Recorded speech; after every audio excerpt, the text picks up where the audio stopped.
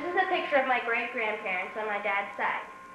My great-grandmother is in her traditional German dress and veil.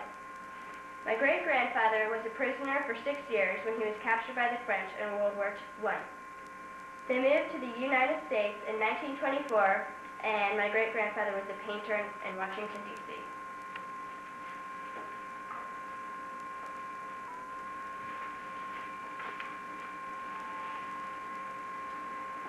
This is my grandma and grandpa on my dad's side, and this is at their wedding.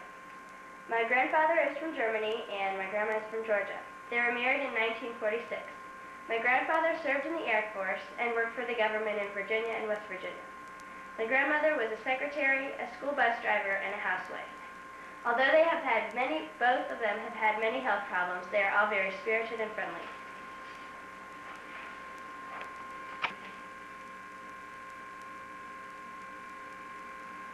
This is John Perkins Sr. He is my great-great-grandfather.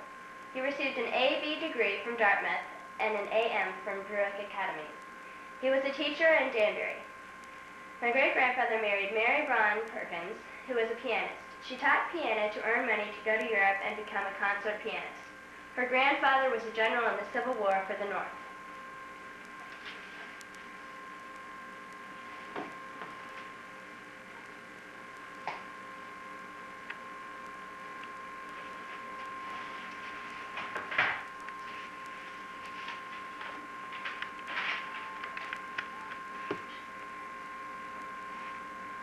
This is their son, John Perkins Jr.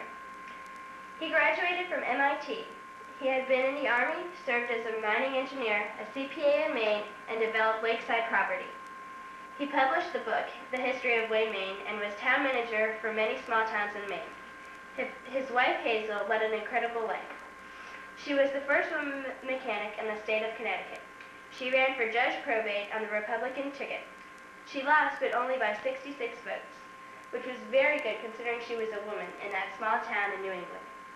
She opened up a casserole kitchen, which was one of the very first carryouts, way ahead of its time.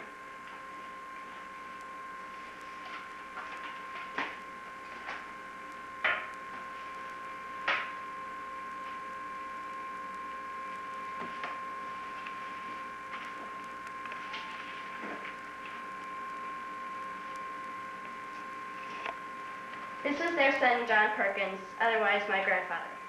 He was a psychologist for the CIA for 25 years and retired in 1981. He got a degree from Penn State. He always gives me good advice on whatever and always listens to me. He married Patsy Ruth Van Etten, who is also my grandmother. She was a full-time X-ray diffraction lab technician and went to college and night school. She also worked in crystallography and lived in Freeport, Rhode Island. She taught me to sail, row, canoe, and I admire her very much.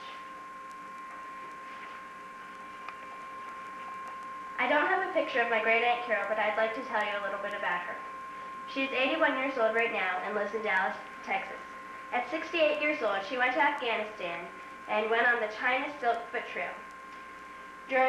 Right before World War II, she had taken a trip to Germany. On the way back, she was on a boat which Adolf Hitler was on, and he stepped on her foot. She always brags about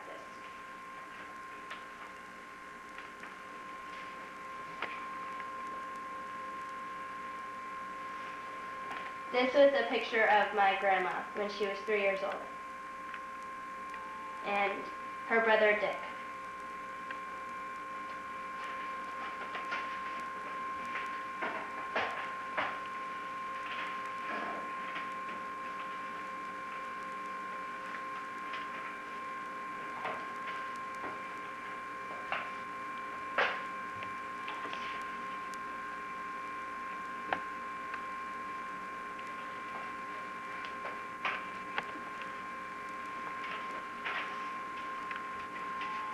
This is my great-aunt Margaret.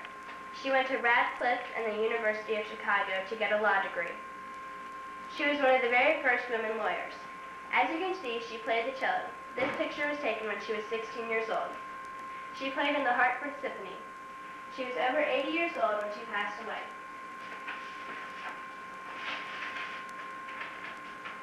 and I'd like to read her philosophy about affluence. When you say affluence, I should say that our family attempted to store up treasures in heaven. Even though I feel that I am physically better off than my father or grandfather, I think something has gone out of this world, that we are skating on thin ice, to permit ourselves to be pushed around by TV commentators and liberal editors. It is fun just to be alive. As I was brought up, you made your own good times, and strange as it may seem, it is the good times that I remember. I thank the good Lord for have given them to me. I feel that my great-aunt Margaret's philosophy about affluence comes very close to my own.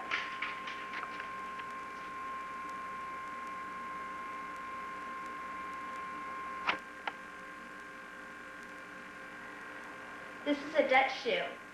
This has been on our Christmas tree for over 15 years, and it symbolizes the Netherlands.